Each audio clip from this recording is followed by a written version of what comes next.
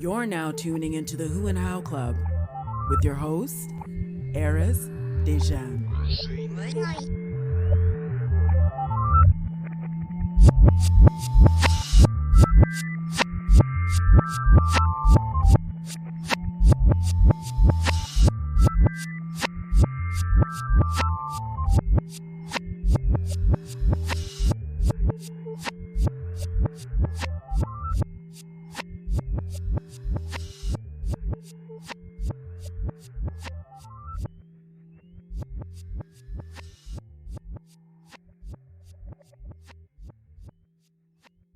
I just listened back to the audio and I'm so upset. I am so disappointed because I was having some technical difficulties with this episode, and I guess I should have done a couple testers and stuff like that prior to. I did a similar setup to my previous guest episode with Mimi Walker, and I set everything up the same with Luke, today's guest. Who's the host and creator of the Imperfect podcast. And I don't know, I was just having some technical difficulties. I couldn't get the sound right. So when listening back to the episode, you could barely hear me. In the beginning you can, and then at some point you cannot. And I thought it would have still came out the way it should have, but it didn't. So I pray that you could at least hear me to an extent with the words that I'm saying, because this episode had a lot of substance in it. But I can't beat myself up about it because everything happens for a reason. And if it wasn't meant to be for you guys to hear this conversation, it doesn't mean that the conversation never happened. And maybe the only person that was meant to hear it was the person I was speaking with. You know what I mean? So apologies in advance if you can't hear both sides of the coin for today's episode. You guys know I'll bounce back and I'll give you something even better for episode 42 and any episode after that. Let me figure out my technical difficulties out, and then we'll get back to regular programming. Either way, do your best to enjoy today's episode. If it's hard to enjoy, don't hold it against me. I feel just as bad as you do while listening to it. Let's do a little promo read, of course, for Valentine's Day and for Manscaped. I can't believe January is pretty much over. Today's the 28th of January. Who would have thought that we would make it this far, eh? 28 days into the new year, we're about to embark on a new month. We got Valentine's Day coming up. We also have Black History Month coming up, and I got some special surprises coming for Black History Month. I'm going to be doing something very special for the month of February in celebration of Black History Month. So keep a lookout for that. I'll be announcing that very soon. Valentine's Day is upon us, fellas. You got to make sure that you're ready for wherever the night may take you.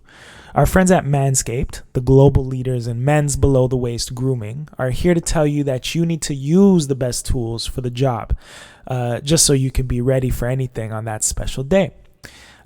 2 million men are already trusting Manscaped products to groom. Make sure you're one of them. I'm one of them, that's for sure. Your girl can't think of what to get you this year? Well, tell her to get the gift that's for you and for her.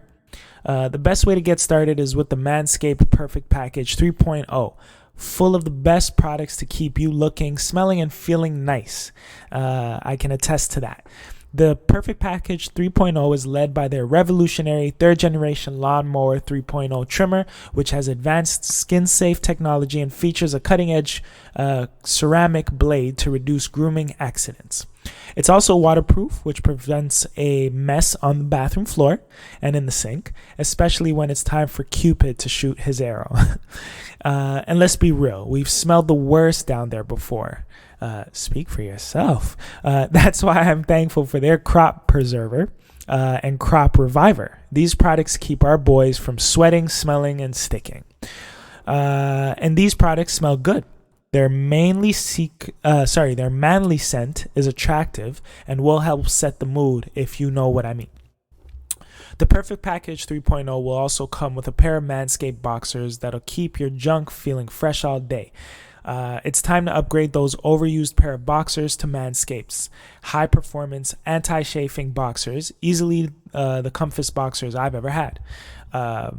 And that's no lie. Like, I'm wearing them right now, and I feel like I could do yoga in them. I feel like I could run a marathon. Like, they're just so comfy. It kind of feels like I'm not wearing anything at all.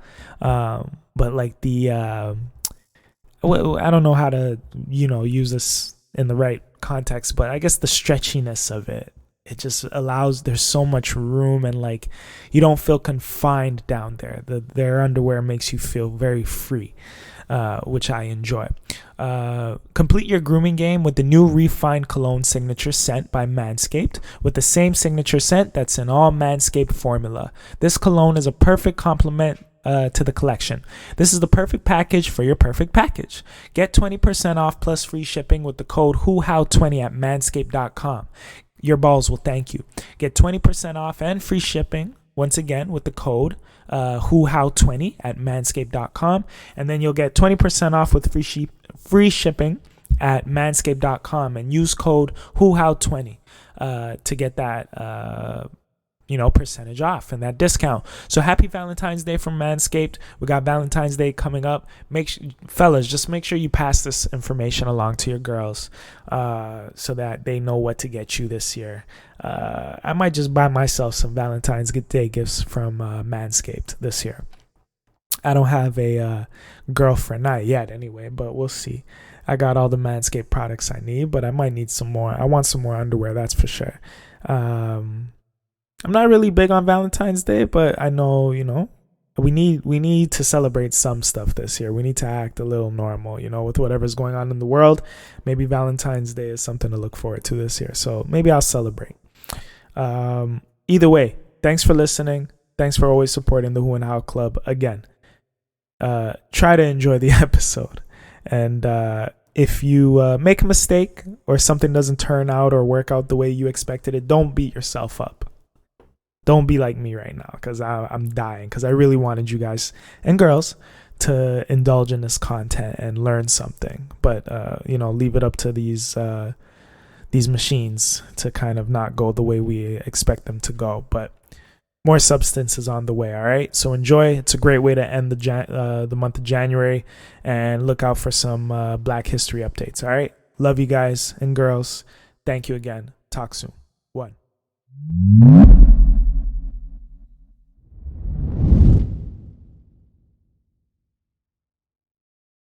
Ladies and gentlemen, welcome to the Who and How Club. It is your boy, Arys, and we are on episode 41 of this place where we just share personal stories, personal things about ourselves. We talk to random people we know, some people we thought we knew, and sometimes some random ass strangers too. Which allows me to segue into who we have on the show today, who's like, I'm going to call you a semi-stranger at this point, because we've had conversations, which I normally don't do. With people who I rarely know, I don't preface with anything. I don't do any pre-meetings. But you and I were sort of forced onto phone calls. And just right off the bat, we kind of hit it off, and we're able to just dive into so many things, as if that could have been a podcast in itself, like those conversations that we had, right? So I just want to welcome Luke from the Imperfect Pod to the show. Let's get some hand claps for him. To be here. Get some hand claps for him. This guy's got like the full audio set. Oh, you can hear that? Yeah, I can hear hand claps. Okay, perfect. So welcome to the show, sir. Dude, I'm excited to be here. We vibed pretty well on our first couple calls, so yes, I'm excited for this conversation today. Yes, me too. Before we get into the in depth with everything, I just want to shout out the giveaway winners from last week's episode for AfroApparelFaceMasks. We had a couple ladies who shared their 2021 resolutions with the show. And so we did like this little giveaway contest last week online. So the first people to DM me with their resolutions, they'll win some free masks, which I'll be meeting up with them this week to give them their masks that they won. And we shared their resolutions last week. But we got some more giveaways for them coming up soon. Luke, you have any 2021 resolutions? Bro, I got 2021 resolutions. Okay, we're gonna get into that. But shout out to Rahana and Mimi, as well as Olivia. I'm gonna be meeting with them this weekend to give them their stuff. Actually, Mimi was on our show last. She was our first guest of 2021, so I got to send her some stuff because she lives in the States. So she's looking forward to that. Going back to you, Luke. I mean, yeah, we know you got the Imperfect Podcast, which is your show. But talking to you a couple nights ago, I found out that you have 2 other podcasts. So you're a host of 3 shows in total. What's that process like for you? Like having 3 shows? It's not too bad. It's like I'm happy I didn't start all of them at the same time because that would have been too much. I was about 4 months into the Imperfect Pod when I started the second one, which is called Talking Hockey. Fortunately, that one I do with 3 other friends, so I have to carry a lot less of the show. You don't have to get guests every single time. I mainly just edit. I don't talk too much about it. I'd probably talk like the second least on that show, so I it's nice because I have to do less work. I just do more editing.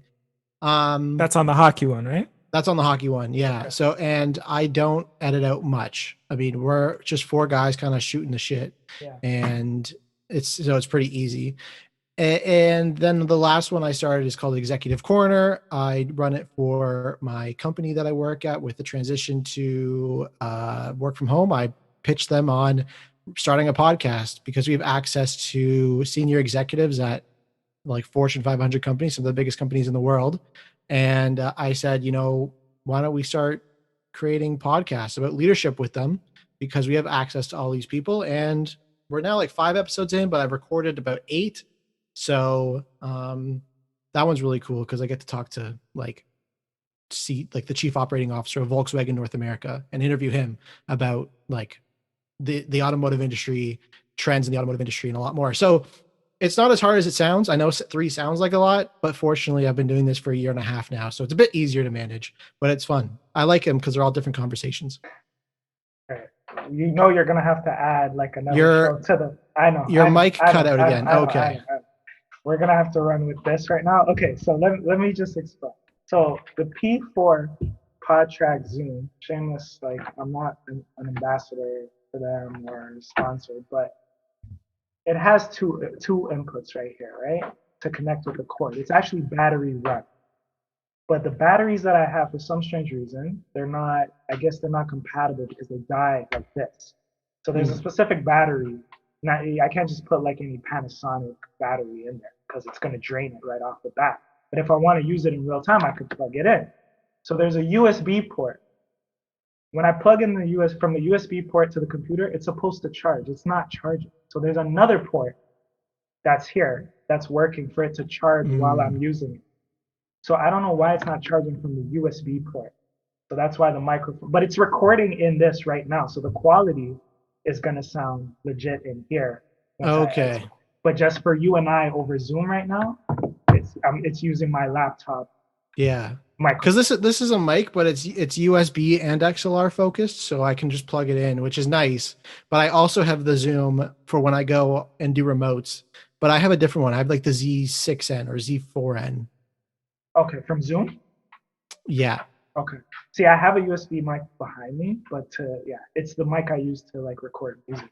Yeah. So I have like all these mics set up for the podcast. I don't know. It's pissing me off, but we're gonna just run with it. The quality is gonna be perfect. Perfect. I'm here for it. All right. So going back to the amount of podcasts you're a part of, we're gonna have to add one more to the list, and we'll get into that. But ladies and gentlemen, Luke and I have been sort of talking about doing something together, which I'm really excited about. And we've been brainstorming. You want to share with the people like what we came up with so far? So I mean, we vibed like right away and just fed off each other's energy, and I think it'd be fun to do like a little mini series. So we've been throwing out a couple things. We both had the same thoughts about like everything. So the first one we thought of, like the mashup, was literally like the Imperfect Who. I thought kind of going off the who and how and building like the what and the why club. Yeah. I thought that was really interesting. When and why. Yeah. And I thought that would be really fascinating conversation too, because it would be more about like life purpose, what we're doing and why we're doing it. Yeah. And then another one is like called balance, and just figuring out that there's balance to everything. There's imperfections. There's that's basically what the Imperfect Pod is about too, right? It's really balancing the imperfect of man and like the ego, the I'm perfect of man. Like that's really where the name came from, is I'm perfect and imperfect, and how it's all about balancing those two things to find out where you lie. So I don't know, my life, like my core word, it seems like the last year and a half has been balance. And it just keeps popping up everywhere. And so when I met you, and I'm like, that'd be a sick name for a podcast. Why don't we do a poll? Why don't we do a poll online and see what the people think? And we'll so there's either balance, the Imperfect Who, or the what and why club. When and why. Man, I keep getting it up. And the reason, and hold on, quick question. Can you hear the hand claps right now? I can hear the dog. You're so stupid. Okay, can you hear the hand claps now? Oh, I can't. No. Maybe I can. I don't know. Any hand claps right now? No? Can you hear it? No. Okay. See, I don't know what the fuck, man. I gotta figure this thing out. Excuse my language. This pod track thing, it's like a gift and a curse. I don't know what's going on with it. But anyways, long story short, the when and why. Let's share with the people why we said when and why, because we first want to introduce it as sort of like a mini series, so like 6 episodes just to test the water. And I presented an idea to you where you and I can focus. The first 2 episodes would be focused on our past. So 1 episode for your past, 1 episode for mine, and then the 2 episodes in between, 3rd and 4th, would be like our present.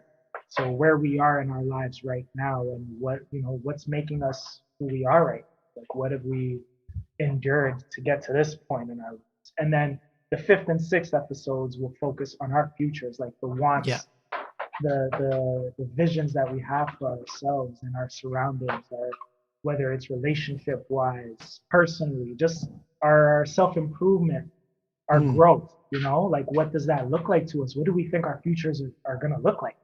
Yeah. So I was thinking we both go back and forth each of those episodes. Like episode 1 would be just focused on you and I'm interviewing you. And then episode 2, you come at me, and we have like set questions that we ask each other. But those episodes are really focused on that person. Yeah. Like we don't cross, it's just you. Like that's the Luke episode, then we got the Arys episode. And but covering the same subject. Yeah, and I love that concept that you had, because I think it's so fascinating. Would we ask each other the same questions, like the exact same questions, or different ones for the past? I think I don't know. I want it to be kind of scripted in a way, but not scripted like a drama show or those scripted shows. But like, I feel like it would be really intense. Like maybe we could find some soundtrack music, like make it like a show, but it's like a profile, like not just a conversation. You know what I mean? Like where we're sharing a piece of ourselves. Like it's like an audio book in a way. Yeah. I like that. That's just. Yeah. No, I'm down. I think that's I think it's interesting because I haven't been on too many podcasts. I'm trying to go on more this year, because like the one thing I do dislike about podcasting and what I've seen from other podcasters is they start a podcast. Corny? Pardon? Corniness? No, it's not even corniness. It's that this is corny. Just put in this in the footage is corny. That's super corny. One thing I dislike about podcasting is that you see so many podcasters, they start their own, then they start going on other podcasts, and they start talking like they're the be all end all, like they're the guru of a certain subject. I never want to seem like I'm the guru of talking about masculinity. I just think it's a really interesting topic, and I want to talk about it with a lot of people. I want to share my story. I want to share other people's stories, but I don't ever want to be like exalted or held up as someone who people should listen to when it comes to the topic, because that's not why or what I'm doing in the whole realm. But you see these people, they start talking about podcasters, they become a great podcaster, and they start talking about how much everyone should follow their podcasting advice. Or mental health. This person with no background in psychology, therapy, psychiatrist will start a podcast about mental health, and then they'll start talking about mental health to a huge audience when they know only what they've learned from conversations, and they're mostly self-taught. I find that extremely dangerous in a lot of ways, and I never want that. I know it's a kind of little sidebar, but it's something that annoys me about podcasters. I like the sidebar though, because this is where you and I are balanced. Because I kind of like, I don't think that the people we call experts are the experts, to be honest. Like, we are the experts, the people who know themselves, you know, like to know oneself. Who else better to speak about that, you know? And we could frame it and call it whatever we want. Like how I look at what I might look at as mental health, like it's the health of your mental, you know, like we need that. We require to be Thank you for that definition up here. So I would rather listen to somebody who is an expert on themselves and define whatever they're going through in their own unique way. And I know some people will try to compare it or like mirror it to whatever, like how, you know, the textbook stuff, you know what I mean? But I think we're the experts. So I like this though. I like this perspective that you have. It's true. You see people like overcome like the traditional therapy. Like if you think of David Goggins, I'm not sure if you're familiar with him, but he's got like this whole book, Can't Hurt Me. He's like one of the toughest men in the world, or voted toughest man in the world. He overcame like a lot of childhood trauma. I'm reading his book right now. And is that self-proclaimed or people actually called him that? No, it's like because he did like the Navy SEAL, like he was voted, proclaimed. It's not self-proclaimed. It's he did like the toughest Navy SEALs. He's done all the hardest competition, like bodybuilder competitions and like endurance competitions, and was voted it that way. And he's someone that's like his whole motto is like stay hard, which is not what I promote because it's not really about vulnerability. But it's interesting that his style and approach to life would be one that a lot of people look at and say that's stupid. It goes against a lot of, he talks about in his book at one moment, how he was a speaker on stage with all these philosophers and teachers, and they're talking about human capability. And he's like, all these people have studied human capability and max performance. I've achieved max performance and they're wrong. Like that's basically what he said, in the sense of if your mind can go beyond the level of what it thinks it can, which kind of goes to your point, is he mastered his mental health, his health mental, and was like, the experts are wrong because they haven't actually done these things that I have. But they might have done other things. Like who's to say who's wrong and who's right? I know. Just because a book has been written or like a school gave you a certificate, it doesn't make you more right than anybody else or the person who's experiencing. You know what I mean? Not to say like no one's wrong and no one's right. It's just based off of your experience, like what you've learned, you know, like I don't know, like the world's smartest man, for an example, like that's not a real thing. Like there's a person who works at NASA. That person just knows things that I don't know. It doesn't mean that they're smarter than me. They just know things that I don't know. Yeah. I guarantee you, I know things that they don't know. So like we need to just come together and understand and comprehend that and maybe share with each other. There is no such thing as an expert. I truly feel like that. Like you just know something that someone else doesn't know. But guarantee that person could possibly learn that, and vice versa. I don't know. There's some things I could not learn, man. I don't know about you. There's some things I could not learn. I could not grasp, which is why it's great that there's so much balance between people's likes and dislikes. Give me something that you feel like you couldn't learn, like you wouldn't have the capacity, I guess, or the patience, whatever. I did physics. Physics makes no sense to me. I know it's supposed to be like the most logical math. Physics makes no sense. Biology, I mean, I could learn these things with like dedication, I'm sure. Yeah. But do I have the interest? No, not at all. There you go. There it is. I liked interest. Yeah. Go. And why pursue things you're not interested in is my opinion. They're such a waste of time. And those people who are experts just pursue things that they were interested in. So they gain knowledge, vast knowledge in those one or a few things in this little, pocket.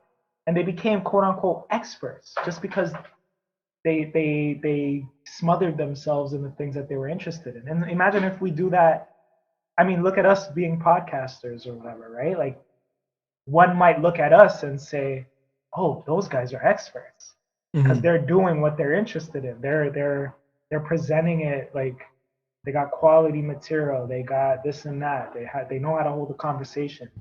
Whatever the tone you and I might set that someone else might look at from the outside, they're gonna be like, "Oh, we're experts." So what is that? It's true. Yeah, I just never want to be confused as an expert because I'm like, man, I'm figuring out this life just as much as you are. I don't have answers. I don't want answers. Well, I do want answers, but answers come with good questions. But once you have an answer to that question, then you just get more questions. So, I mean, like, for me, the more I've gone on this journey, the less I know about masculinity and manhood. Like, I've not really, I know more, but I have way more questions than I once had, if that makes sense. So what's a question that you've always wanted an answer to, but haven't found that answer yet? It could be of anything. Like what's the first thing that came to your mind? I guess in the realm of masculinity, it's like what is it? Like it's a simple question, but like what is it and why do we all feel the need to search for it? Like what is it? What is like humans' goal on earth? Like, like why do we all feel born with a question that we're looking to answer through our entire lives? Because we don't know where we come from. And exactly, like you can talk about consciousness, God, spirituality, or whatever, but you cannot deny that. Or we don't know who created us, per se. Yeah. Like we know we come from somewhere, but we don't know why we were created. Like why we. Yeah, and I think that's like the biggest question is that we're all trying to figure out is literally what are we doing here? Like, what am I doing here? How do I fit into this? And I think it gets a lot more complicated when you have 7.8 billion puzzle pieces or whatever the population is now versus when you had 100 people living in a farm. Everyone kind of had set roles of what they were supposed to do in that community. Now, as you live in urban cities, you look around, you're like, what the hell is the point? I'm literally sitting in an office chair. Industrialization screwed me over. There's like a lot of different things of how the question comes about, or I think there's a lot more like confusion as multiculturalism is a great thing and high populations are a great thing because there's way more people to learn from and grow from, but it also creates a lot more questions about where do I fit into everything. So I think that's the question that I've always wanted to know and seek out is like, what are we doing here? And then you always hear that like corny line of, oh, life without God is like a pencil. There's no point or something like that. I don't know. There's some sort of joke or reference. I never heard that one. It's it's like, okay, I don't get it, but sure. Just because you know God doesn't mean that there's a point to living or life. Because I know a lot of confused Christian, Muslim, Islamic religious people. So I think we're all here to search out that question.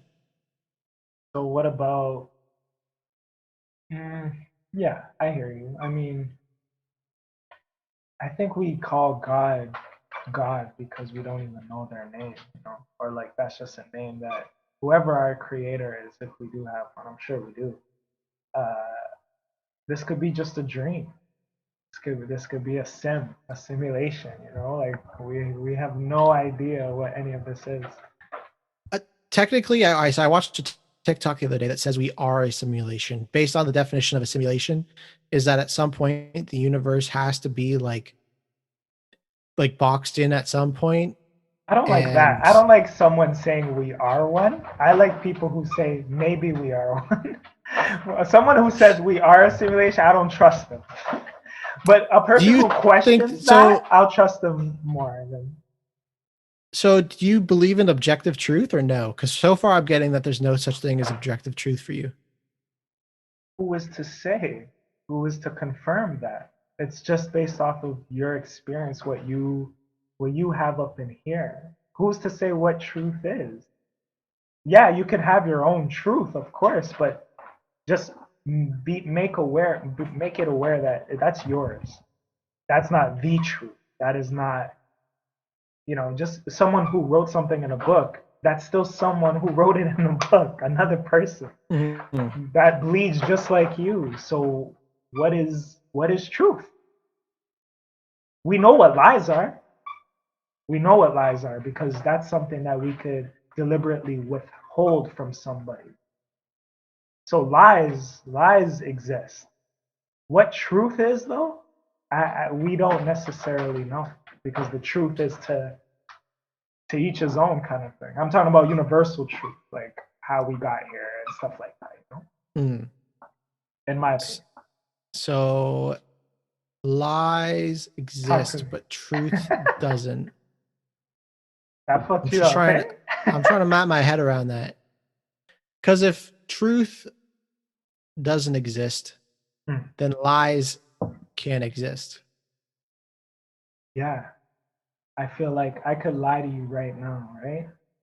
Like, okay, what's the difference between a truth and a lie? Let's break that down because you could believe it. You could believe both. The difference between a truth and a lie is one is true and one is not. But who knows that? Who knows? Who knows which is which?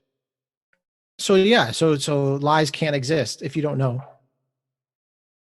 I could say anything. I could say I was born a fucking horse. Who would know if that's the truth or the lie? Only maybe the person telling it. I mean, that's 100% a lie. In my world. Is it? In my world, that's 100% a lie.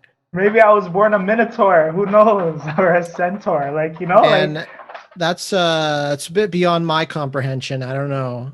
Maybe you tell me you've been here before. You've been on this planet before. You come from a different world or whatever. And I say that's a lie, but what if it's the truth? Like that's your truth. Maybe you truly believe in that. But I think that excuses negative behavior that could be damaging to people. Like there needs to be true and false. Just how there needs to be good and evil.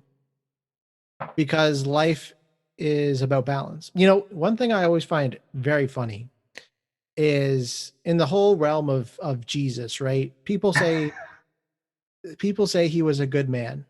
Yes. But he's really only a good man if he's telling the truth. If he's not the Son of God, then he is an evil man. Because if you're declaring that you are a son of God, you're misleading a bunch of people for millions upon millions of years, that would be evil, no? Well, what if people were following the wrong guy, right?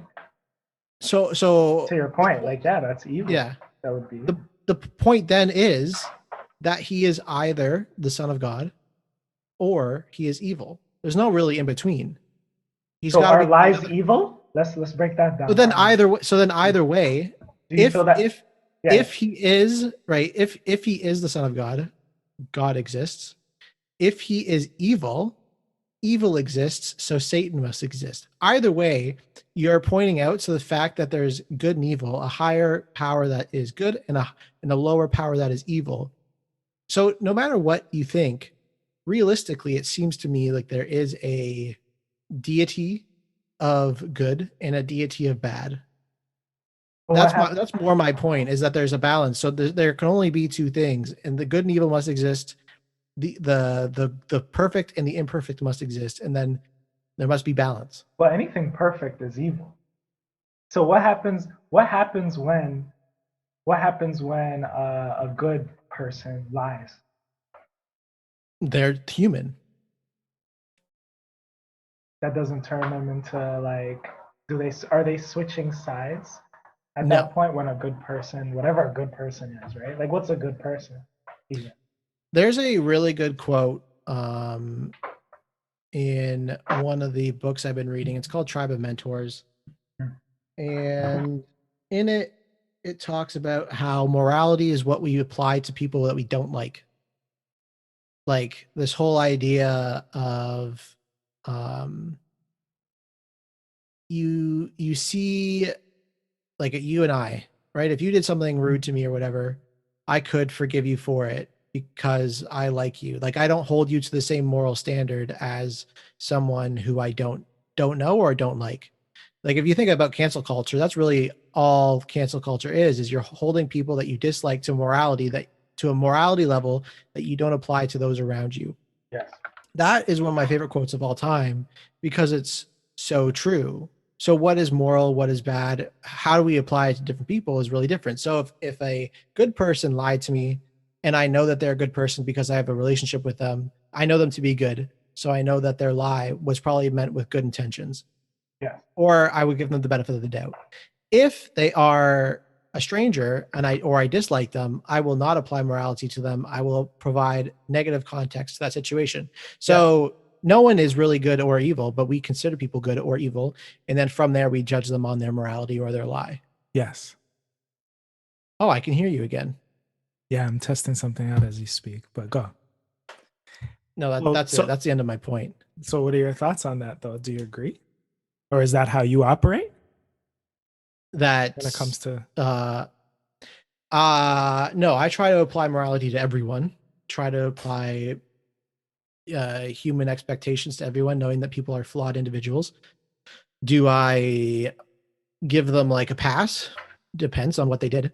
But like if you think about people in a lot of pop culture or people in cancel culture or how people think about people, you know, people think Biden's a great guy. I'm sure he is. But I mean, like he's still, or you look at Kamala Harris, right? People are very happy for her. It's great that there's a first woman vice president. But I mean, like you don't apply the same morality to her, a Democrat, as a Democratic person as you would if she was a Republican woman, 100%, because you see the Democrats tear down people, women of color, women in general, of Republicans because they have a different morality code. So like it's the same kind of idea of like why can't we just apply the same morality code to everyone? But then you have to come to it from a perspective of, okay, what is moral, what is not? Who wrote the moral code? Is it the Bible? Is it the Quran? Is it Buddha? Like who wrote this moral code? And that's where you get a lot of the disagreements too. I don't know if any of this is making sense. I'm just kind of talking, but I think I'm trying to connect all the dots here. No, I feel. Let's scale it back. Let's go back to, because I hear you. I hear you on that. And I'm not, like, I feel like, oh my God, hold on. Leave it alone. Please and thank you. Thank you. Your mic cut out again, by the way. Can you hear me now? I can hear you, but it's through the computer again. Yeah. It's we're not gonna figure this out Okay. today. I gotta look into this thing. It was working for like 30 seconds there. No, because I switched something. Hold on one second. Okay.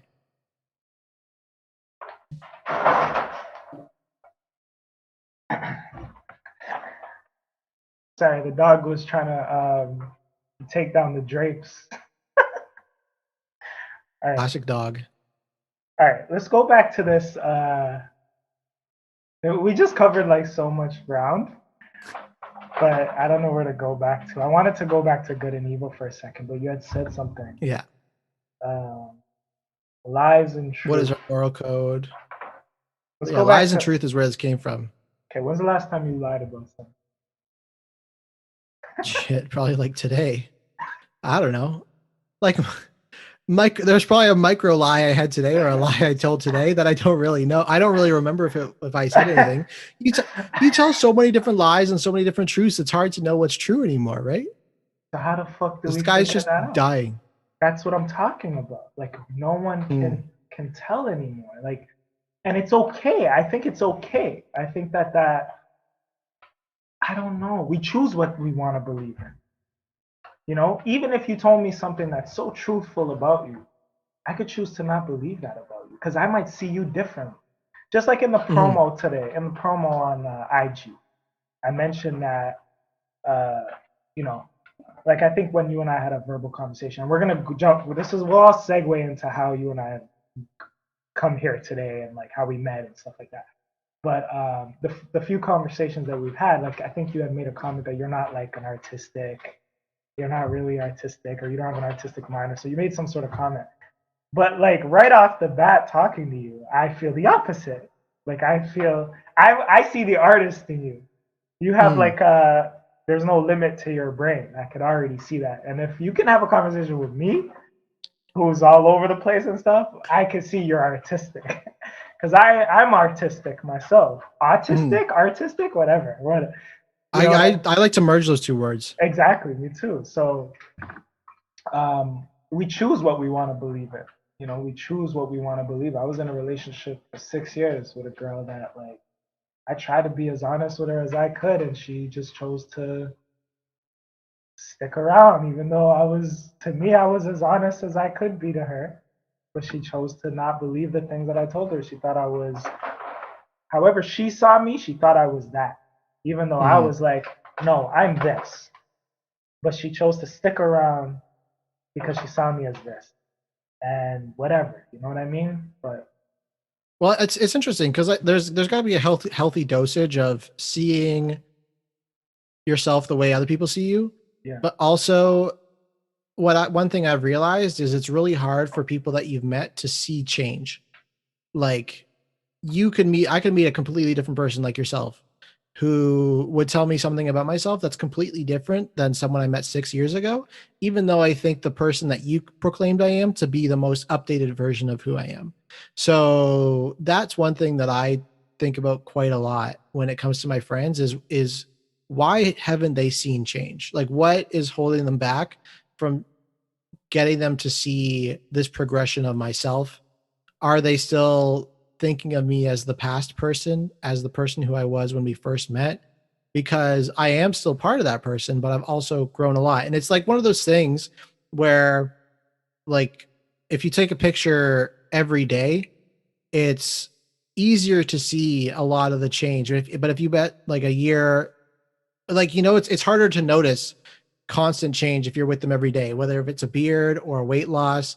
But if you compare a picture from a year ago to today, it's really easy to see change. I think that's how like friends see your change. The one that's you see every day is that the change can get lost, and you have to try to like show them the transformation that has taken place over a year rather than the day to day, which is why sometimes it's easier to reconnect with someone 5 years later that you never talked to, like you didn't have a good relationship with, and all of a sudden you hit it off, versus accepting that the people in your day to day life aren't really the most supportive people in your life anymore. So that's one thing where it's like you have to balance the idea of you changing as a person and the other person in your and taking the other people in your lives like word for it, and then comparing all of that across like different timelines of how you think you've changed.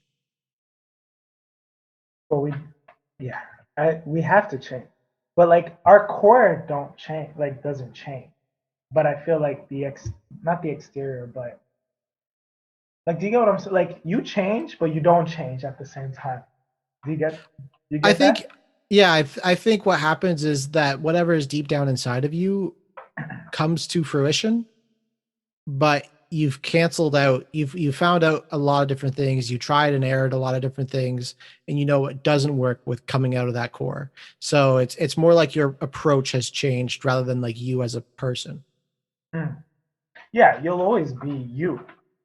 I guess just a different version of you. The part of you that grows is like it's like the little things about you. Do you hear it? Oh, Yeah.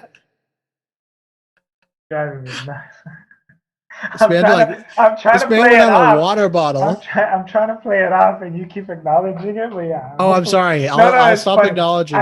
I think in the last episode with Mimi, I think that I was listening back to the episode. I'm like, God damn.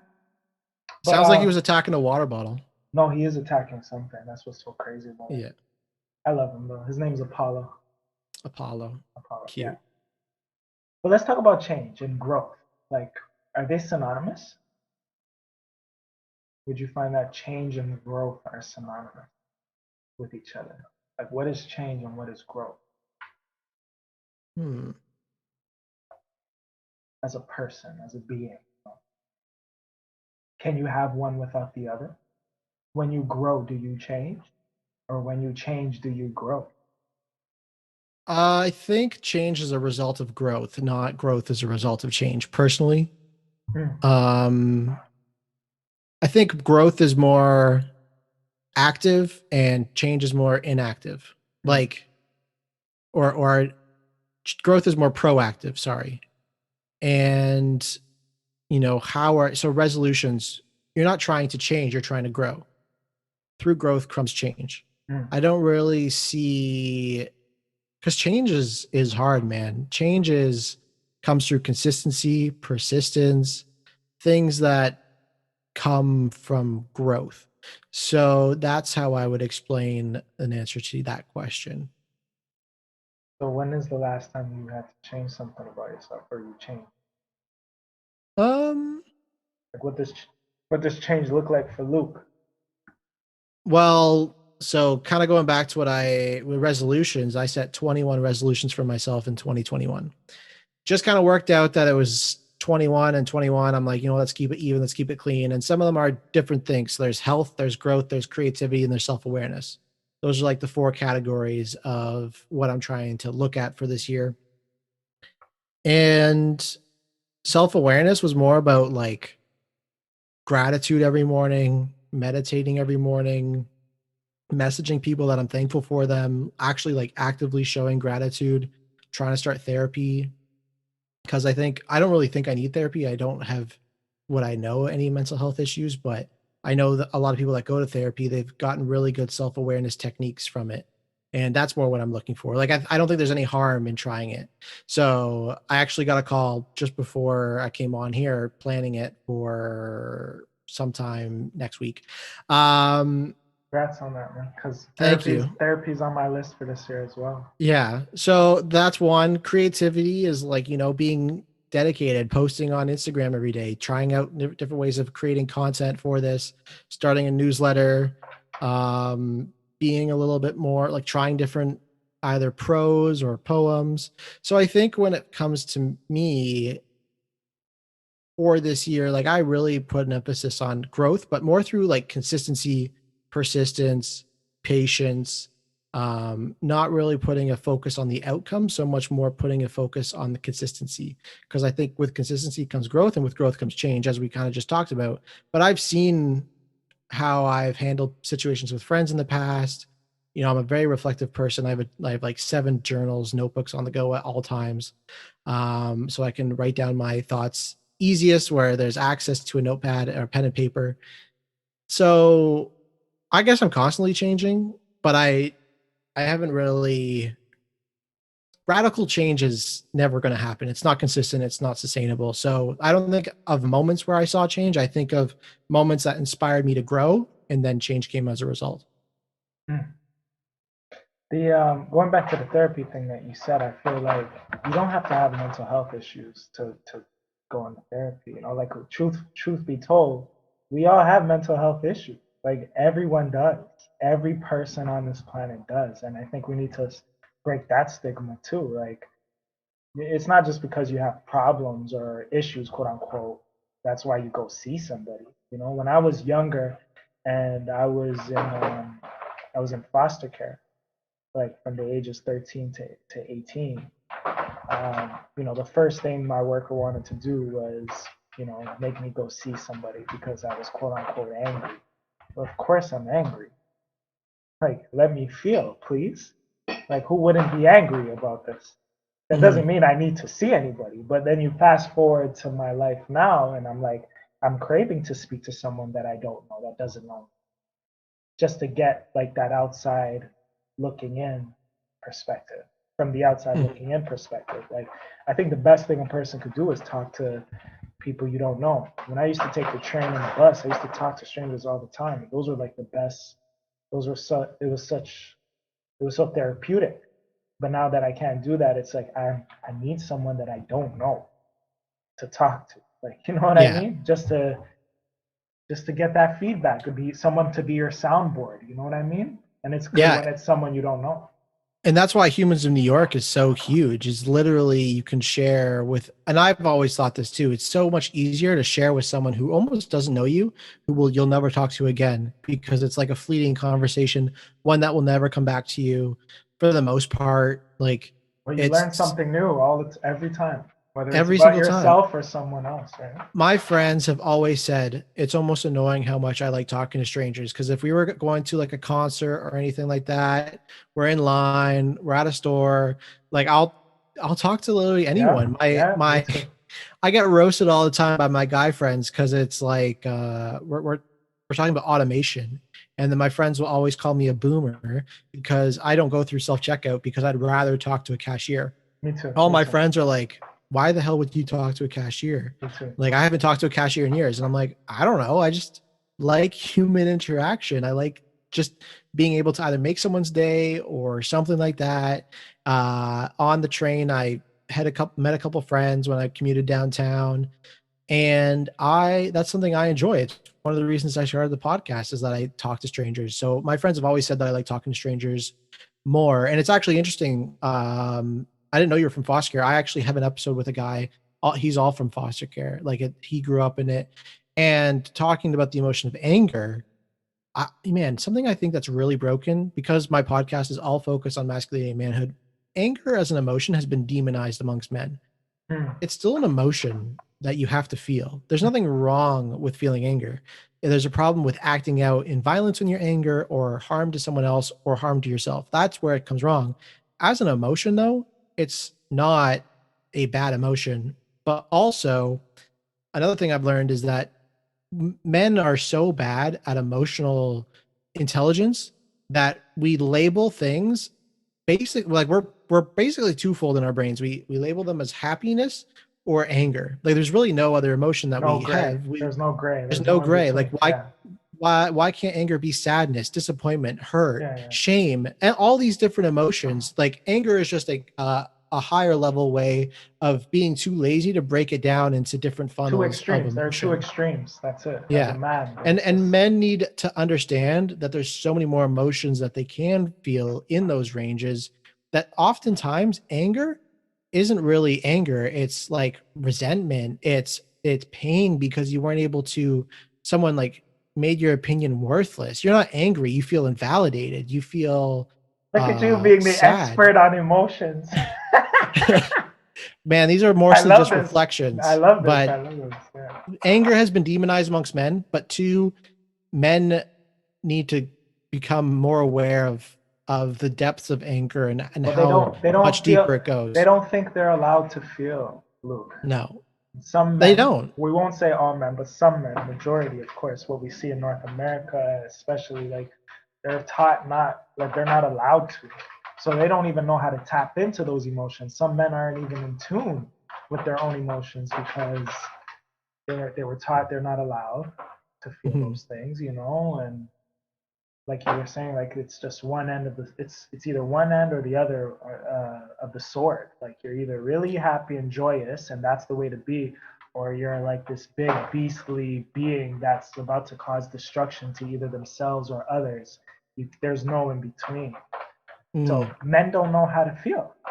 No, they don't. Men aren't taught how to feel. No, they don't know how to give them adequate names of their emotions. Which is again, going back to that therapy comment. Like, I know that you don't have to have mental health to go to therapy, but that's one of the stigmas against it. Which is why I'm proving that you can just seek it out. You can just. That's why men don't go, because they don't. Yeah. Oh, nothing's wrong with me.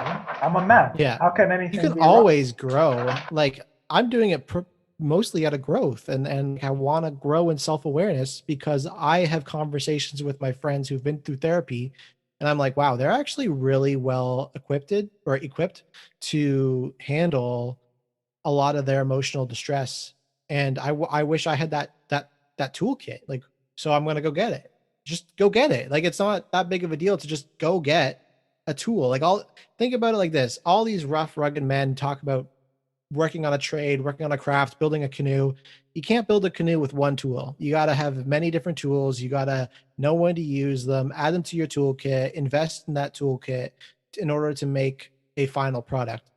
I think of myself as a final product. I think of therapy as a tool in that toolkit that I can harness and use to grow and get better at myself. I agree with you. Yeah. And sometimes that toolkit it isn't filled with wrenches and hammers and stuff. It's like with markers. Sometimes it's a and chainsaw. paintbrushes. It's like this magnificent, huge machine that doesn't even fit in a toolbox. It's one but it's one that you need to cut the biggest pieces of wood. So yeah, you can hammer two things together, but a like circular saw needs to cut the large pieces of wood. Sometimes you need a freaking hammer mill to cut down trees and stuff. So But sometimes like a man won't be cutting down trees. Maybe a man's a collector of art, or I'm a collector of Coke bottles, if you can see. Yeah. You know what I'm saying? Like whatever these men things are, and these analogies and stuff, like we really have to break them down and show men that like it's cool, man. Like I'm a feeler. Like I'm an emotional person, but I also don't like to use the term emotional or you're too emotional, because there's no such thing. You know, everyone should have emotions. You know what I mean? And be able to express them, or however they want. Is there a bat on your wall? Is there a bat? No. What are you looking at on the wall? Oh, I have another monitor here. I was looking up something. What were you looking up? I was looking up that emotional chart, because I know that there's like a emotional chart that like it's like two in the middle, then 4, then 8, then 64 or something. And I was it's like a grid. It's a grid, right? It's a grid. Yeah. Circular grid. Yeah, I know. I'm aware of it. So if we go back to like foster care days, right? Like thankfully my mom raised me a certain way where like, okay, I'm okay to feel. I don't need to talk to anybody right now, even though I'm 13. You know, like the reasons why I want to talk to someone today are not because of the reasons that someone thought back then. You know, so like you have to reflect on yourself and look at your story, look at how you've grown, what you've come from, what you've made it through. And only you can tell when it's time to make like a drastic step like that, like going to therapy. So what would you say is your reasoning behind that? Like what sparked it? Me wanting to go to therapy? Correct. Honestly, just the fact that I am not as good at self-awareness as I thought. Like it really, nothing sparked it too much. I don't really think I had childhood trauma. I don't really think I had a lot of the reasons. Or you know. I mean, I don't know. Like maybe it's one of those things that's a truth or a lie, you know? My truth is that I don't think we all suffer childhood trauma. Let's do you think we all do? I think we all do.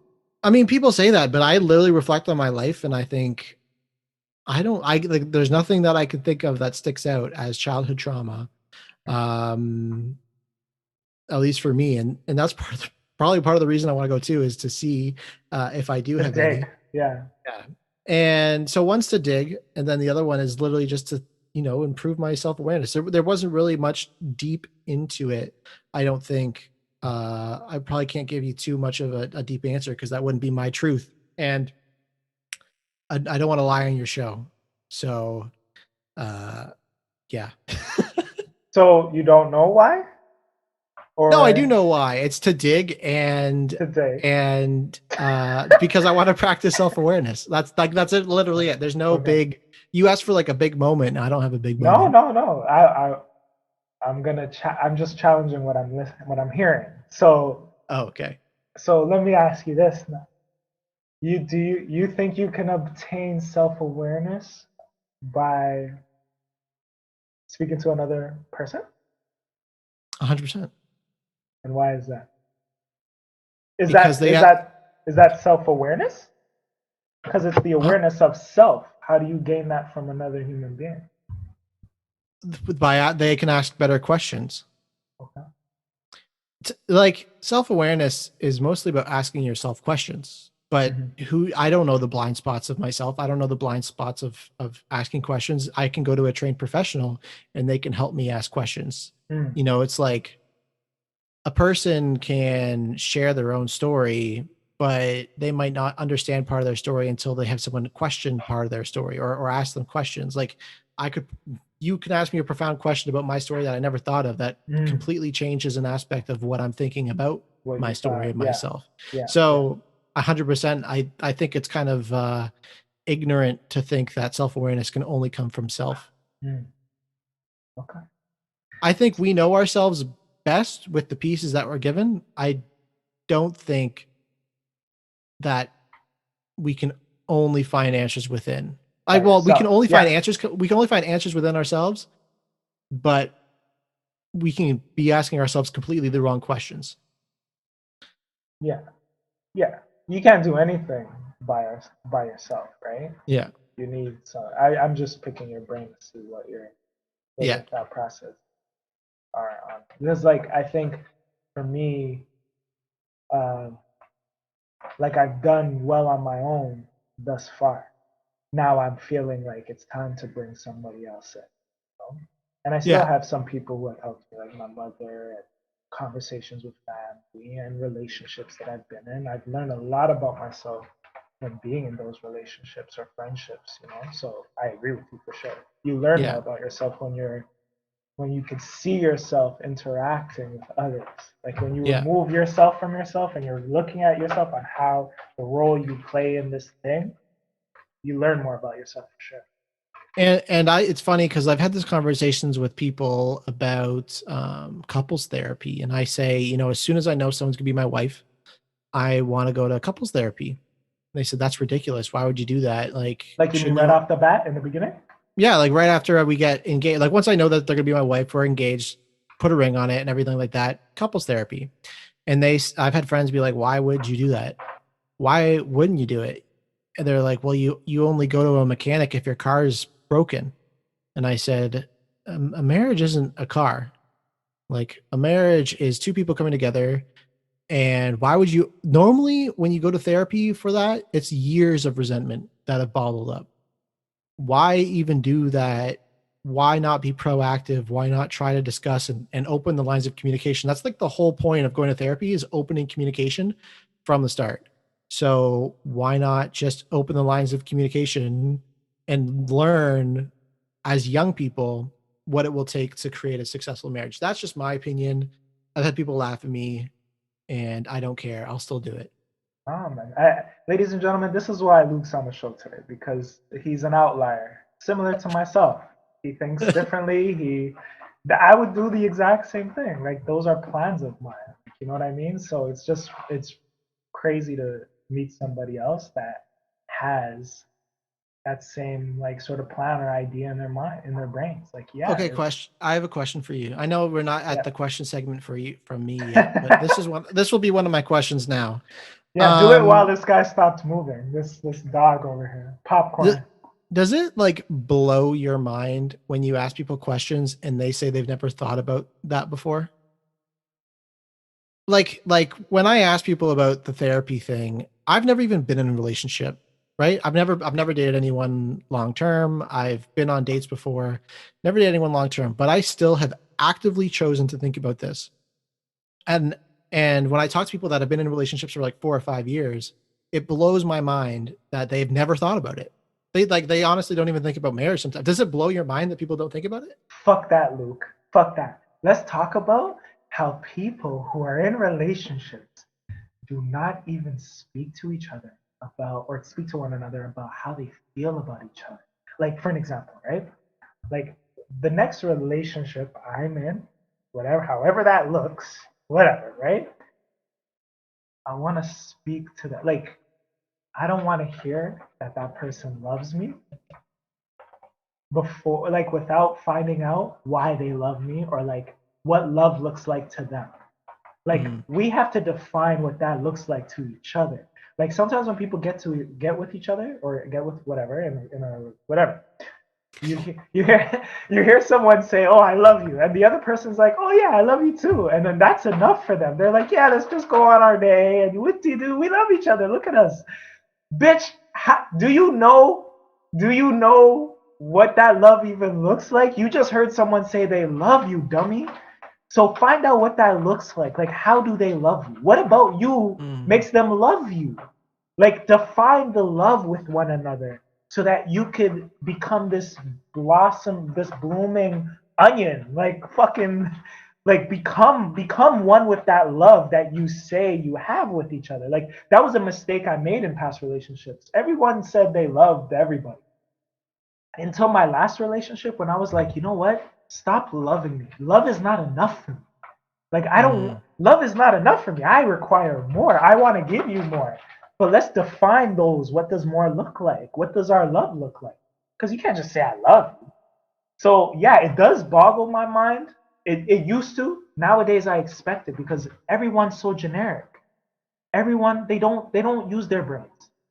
They see what they see and they see whatever they've gotten on the external is enough for them. So they're cool with just moving with the motions like this. Sorry, but me, I'm like this. I'm gonna test shit. I'm gonna test a girl out. I'm gonna test. I want you to hate me. Hate me first before you love me.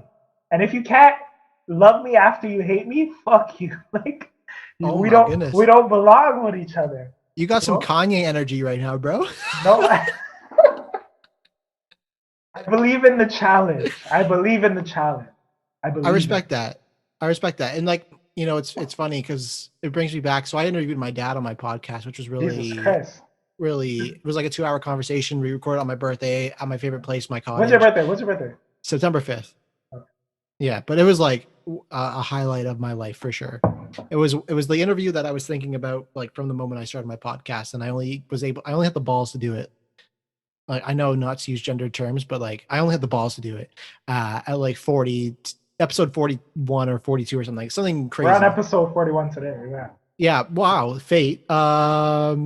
And I asked him the question about, you know, is it hard for you to tell your kids that you love them? Because wait. Sorry. Hold on. 41. 4 plus 1 is 5, and you're born on September 5th too. All right. You stop looking for all these universal. No, you're a Virgo and I'm a Taurus. That's why we get along. Oh, do you believe in that? Adjacent. Okay, a little bit. Okay. Yeah. So so like my dad, I asked him like, was it hard to communicate to your children that you love them? Because like a lot of dads, a lot of people I know, like my dad never told us that he loved us. My dad, I remember him telling us when we were younger, and he was like, well, you know, it was interesting because he did tell us that he loved us, but only when he felt that it was necessary to do it. Because my mom's family would say like I love you as like a goodbye, right? And my dad was like, that's so weird. Why do they say I love you as like as a greeting? Like you should only say it when you mean it. And so it's you do have to explore how the other person loves, what love looks like to them, whether they come from like honestly, as much as it might not seem it matters, coming from a broken home or not, it does matter with and affect how that person views relationships or not. Like a lot of things about their childhood affect how they see happy relationships, manageable relationships, and you do have to figure that out before you commit. And in my opinion, and you know, I'm very grateful for my parents because of that. They always said love is a choice that they make daily. Some days they don't love each other, but they wake up and they choose to love. Love is a choice. My mom's like, yeah, you fall in love, but once you fall in love, love is a choice. You don't fall out of love. It's constant work, it's constant action, it's constant understanding. You're choosing to continue and to it's do a that choice with that person. Yeah. Yeah. It's just like it's basically bullshit that it's not. Yeah. I semi-agree. I 95% agree with you. Just the love thing, like I truly believe that if you don't feel love for someone though, you shouldn't. The whole it being a choice thing can go either way because are you forcing it? Like if you're choosing to love someone, is that synonymous with forcing it now? Like do you truly love them, or is this just a decision you're making to stick with because you're afraid to detach yourself from that? So I still want to have that feeling in place as well, because love is like a feeling that we don't even know how to describe, right? We use the word love to define a feeling we don't know how to define. It's just this universal word that everyone uses and thinks that like, oh yeah, I know what you mean when you say this, but you don't know what I mean. That's why you have to have that conversation, you know? So I do believe that like if you are choosing to be with that person, there has to be some feelings there too, like that love. I don't disagree. I think that's like there's got to be some sort of underlying thing there. Um, for sure. It's just more against the idea that people make their happiness a priority all the time. Yeah. And I think it's one of the problems with the world right now is that my happiness is more important than your happiness. It's like there's no sacrifice, there's no compromise. And in a relationship, it's Well, a lot of compromise. Rule number 12: never compromise yourself for anyone. Is that Jordan Peterson? No, that's Arys. Rule number 12: you never compromise yourself for anybody or anything. So, what are your thoughts on that? You can compromise without compromising yourself. Compromising yourself. Deep dive. Let's go. Compromising yourself is like your morals and your ethics, not like. Well. Think about this: is love higher on the scale than getting what you want? If so, then it's more compromising to choose your own happiness than loving the other person. So if your decision in this situation is, okay, I love my wife so much, or my girlfriend or significant other or whatever, I love them so much that I want them to be happy, and that would fuel that love, then your happiness is lower on the scale. So you would actually be going against your own compromising of self if you chose the one lower on the list, if that makes sense. Well, why do you even have to do that? Why do you have to be lower on the list to make someone else happy? Like, why is that a normal thing? Well, it's not about putting your own happiness lower, but it's about understanding that. And why is doing that thing for them making you not as happy as? But if your happiness comes from making them happy, then by association, your compromise. Yeah, I like that. Yeah. So, I think compromising self is not the same as compromising for someone else. Unless it's like, I don't know. I couldn't even think of an idea that is like not, that would fit into that realm. If your passion is love and your wife or your friend or whatever, yes, then it's not compromising really self to put them first. Exactly. I think the name of this episode will be "In Our Opinion." In our opinion. It's a good one. All right, so ladies and gentlemen, as you know, the slogan is you are the who and how, I am the who and how, we are the who's and hows of this world. And right now we're going to ask Luke the question of the day, as we always do with people that come and visit us on the club. Luke, who are you, sir? That's a tough question. How would you define that? Who I am in the simplest terms, I think, would be I'm just a guy with a lot of questions. And my goal is to ask people questions. Like, I think that is honestly in the simplest terms of how to put my life. And only now has that clued in, like in this conversation, that I'm just a guy who has a lot of questions. That's the simplest way to put myself. I don't think I'm some guru or expert. I don't think I have higher majority or authority than anyone else. I just have questions and I'm not afraid to ask them. I've never been afraid to explore myself, lead with vulnerability, and ask stupid questions. People think that there's no such thing as a stupid question. I honestly believe that. There's better questions that you can ask that will get you the answer that you want. But I mean, some of the best answers I've gotten from people have come from like the stupidest question on my podcast, like a very basic generic one. And it really does matter in the context. Like if you and I were having a conversation and the stupid question was something like, who are you? Well, typically people would say that's a stupid question. It provides no context. If you ask it as the first question, yeah, it provides no context. If you ask it as the fifth or sixth question, well, we've just had 5 questions and answers that frame who I am. and I can build off of those 5 questions. So my answer would be completely different after, with it being like the 5th or 6th question than it would if it was the first. So there's no such thing as a stupid question. Learn how to organize your questions and learn how to ask questions that get you the answer that you want. Even that's a process that you have to learn. So I'm just a guy that has questions. Some of them being stupid is the way I'll put it. Yeah, you got to question everything. I believe in Yeah. questioning everything. Everything. Yeah. I don't believe anything I'm shown. Clearly. I'm just like, no. You don't believe in truth, objective truth. And I picked that up in your first question. Luke, if you were to define yourself in 3 words to someone that just don't know you, that didn't know you, like I still don't fully know you, but let's just say I knew nothing. How would you, and you're just walking in front of me for the first time and you got to be like, hey, I'm Luke, and these are the 3 things you need to know about. What would you say?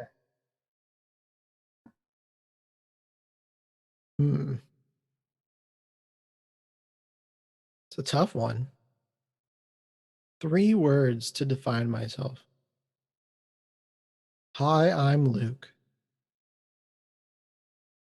I'm just like you.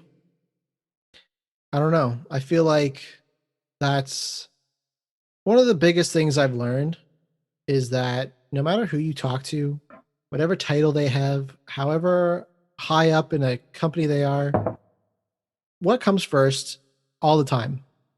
The name they were born with, not the title that they're given or that they've earned. Like, hi, I'm Luke should be enough of like the 3 words that I would use to define myself. Hi, I'm Luke. I'm just like you.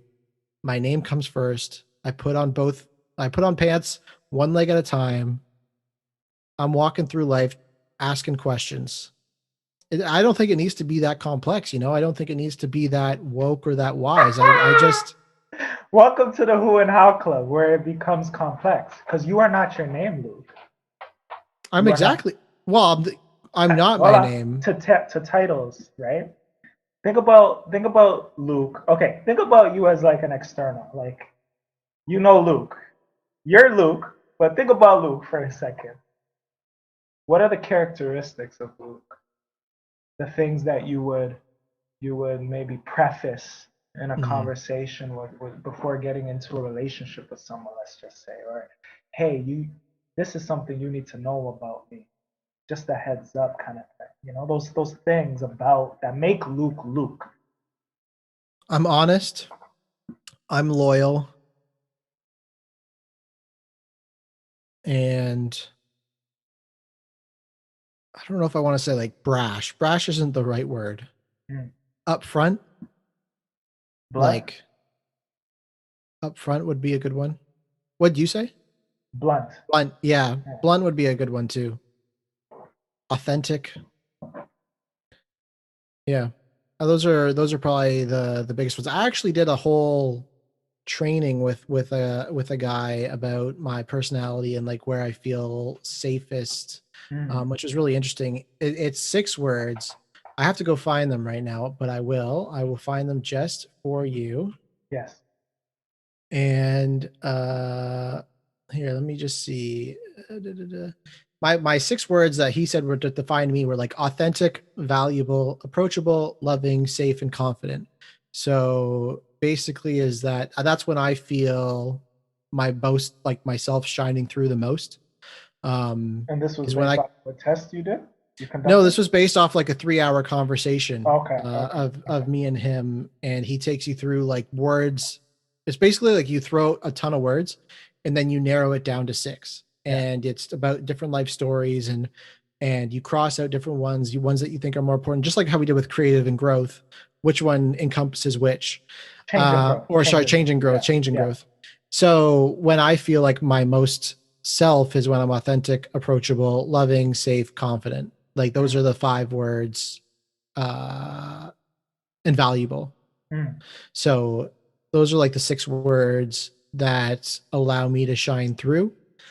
Because I do think I am approachable. I do think in like I'm authentic. I am loving, and I love creating safe spaces. My podcast, I think of a safe space. All my podcasts, I think of safe spaces for people to come and share and have conversation. So I guess those would be my 6 words because I've done the whole test. I just had to pull it up. Yeah. No, thank you for sharing. It reminds me of this EQI test I took, like an emotional intelligence test, and I don't have it on me right now. It's in the room, but yeah, it like fits you into these categories. It kind of helped me, like, I guess it just helps you like look at yourself in a different way. Like, oh yeah, I am like that, or yeah, it's true. I do feel this way when this happens or whatever like that, So it's cool when these kinds of things come up and you do agree with them. But it's always cool to see the things that aren't on those sheets of paper that you know about. You know what I mean? Like just like going back to the zodiac thing. Like you could say you could read on a bunch of characteristics that a Virgo or a Taurus might have, but then you're like, what about this piece of me that's not on this list? Like I'm also like, I'm stubborn as fuck. That's a bad example because Taurians are stubborn, but let's just say it wasn't. I just believe in it a little, but knows all the characteristics that are encompassed in it. I think it's honestly a load of crap, but so you don't think the stars and everything tell our story at all? The day that you were born and the timing and all of that? No? You don't think that us being on the 41st episode and those numbers going to 5, 4 is my birthday month, so I'm April. So that's in our episode number, and then you're the one that makes it 5. You're born on the 5th. People just search for answers and of everything. I could pull together anything. It's just there. People will look for signs, and I like people. If you want to look for signs, all the power to you. But I love this guy, man. Yo, you're killing me. You're so you're anti that, eh? Bro, I've had girls that I'll be like, "What? We'll be talking for like a couple days. So, what's your sign?" Yeah, you're cut. Yeah. Oh wait! I have to share this because I could relate to that one, but I had to do that when someone asked me what my love language was. I just cut it off. You could ask me my zodiac. I'm okay with that still. But my love language? I'm better with love. I would rather they ask me love language. You and I are very balanced, man, my sir. Because don't ask me that shit. Don't ask me if they ask me like what time I was born on the day of birth and like what, and I'm like, you're like, get away from me, demon. I'm like, girl, if you use crystals or any of that shit to predict your life, I'm sorry. I'm predicting that we're not compatible. And I don't need the stars to tell me that we're not compatible. I'll just say it to your face. Yo, I'm with you. Let's tell the people how you and I connected. Matchmaker.fm. Jesus, sounds like a dating site, eh? Bro, one of my goals. They need to change that. Bro, one of my goals for 2021 is no dating apps, right? Yeah. But like matchmaker.fm is basically just a dating app for podcasters. Exactly. I was literally having that conversation with someone yesterday. Yeah. Yeah. So I was looking through Toronto society and culture podcasts, and I see this one. I'm like, oh, this one looks pretty cool. Took a listen to an episode. Oh, this one's pretty cool. And then I reached out and I'm like, hey, want to do like a episode swap? You seem like a pretty cool guy. And just like you would on a dating app, right? Yeah, exactly. I slid into the DMs. Hey, we're in each other's city. Yeah. Oh, you're only up a bit. 13 kilometers away from me, right? Yeah. No, boosted up a bit. You said it was personalized. I honestly don't remember what I wrote, but you said it's one of the few that you reached out to. Like, it didn't seem scripted, and I'm like, it's not. So thank you. Yeah, no, it was like for me, I was happy. I didn't realize that you were from Toronto, and I was ecstatic when you told me that when we spoke over the phone, because we had like an IG visual conversation, our first convos, and no, like you said, like you kind of cover like the whole toxic, what it means, masculinity and all that jazz, and it just looked like it mirrored the stuff that I kind of talk about, and just more therapeutic stuff and just self-reflecting and all of that. So I'm like, yeah, let me holler at this guy.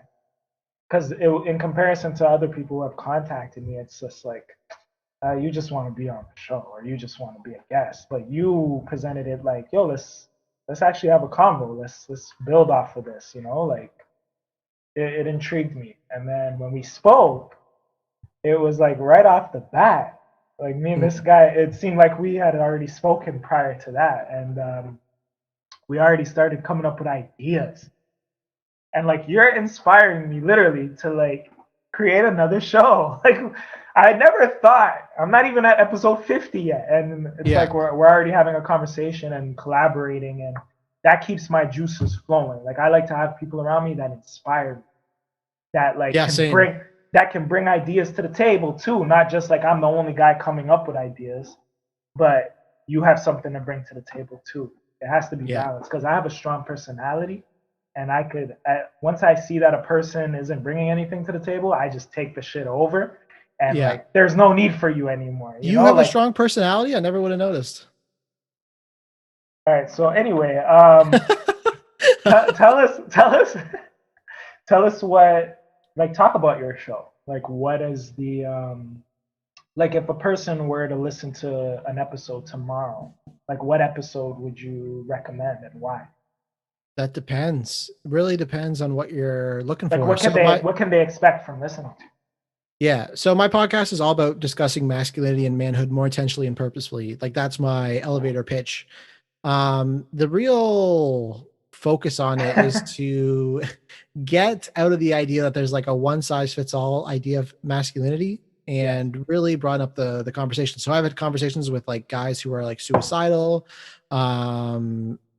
cross-dressers, divorced fathers, single dads, my own dad, my friends, like literally across the board, many different types of people.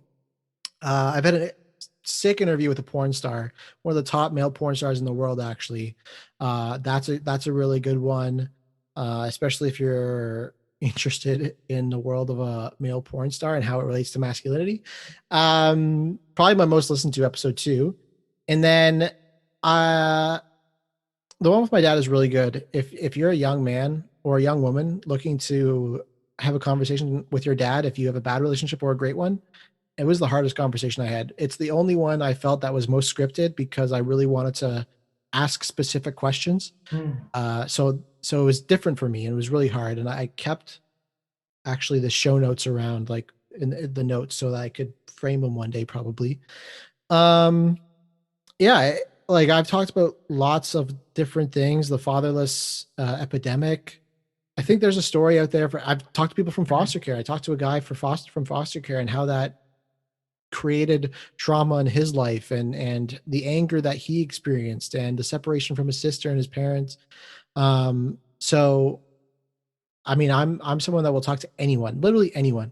Traditional masculine, army vet, PTSD, OCD, crossdresser, transgender, transsexual, anyone. If you have a story about masculinity, it's there. Or if it's not there, I'm probably planning to have it. So I wouldn't say that there's one episode to listen to, but there's a lot of good conversation. And what you can expect to get out of it is authentic, raw, vulnerable conversations that are safe, caring, loving, valuable, and authentic. The 6 or whatever words I was talking about earlier. Yes. What do you feel is... I wanted to actually ask you, do you speak to women at all on the show to get their perspective on? Okay. Yeah, so I'm actually interviewing one on this Friday. So whatever day that is, the 29th Did I say of January. Female or women? I said women, right? You said woman. Oh, thank yeah. Apparently they don't like female. No, I don't know. I guess I don't know. It's a derogatory term. I've talked to someone a woman from the army, a woman that was a woman that was a Playboy model, a woman that was a rape survivor, and a woman that is a feminist, self-declared feminist, about what it means to be a feminist and how feminism and the modern mindful masculinity are really the same thing. Like they're trying to achieve the same goals. Where do you get And all then these porn and Playboy girls? Actually, the porn star viewed my You're LinkedIn profile, and you're connected deep in the black market stuff, eh? bro, I thought this guy, I honestly thought the porn star was a fake because he viewed my LinkedIn profile, and I'm like, what porn star has LinkedIn? And I went to his profile. And he had 3 connections, and I'm like, what the hell? This guy's definitely a fake. And I messaged him. I'm just like, whatever. I'll see if it's true. Oh, We bro. connected, and then it ended up being the right guy. It's like it was the dude. Yo, I'm fucking Blew my mind. I gotta go look that episode up, man. It's episode 34, I want to say. 33, 34, 35. Oh, well, 4 plus 3 is... No, I'm joking. I don't know. Another woman, I actually have this book. It's called For the Love of Men, New Vision for Mindful Masculinity. My favorite book about masculinity that I've read. It's by a woman, and I went into it thinking, what is a woman going to tell me about masculinity? Ha ha ha. Ignorant, naive, whatever. I came out of it being like, holy crap, I have so many different topics for my show now. And I'm actually interviewing her on Friday. So I'm very, very excited about that. She's probably my biggest guest, at least in the realm of this conversation. So I'm very excited about that.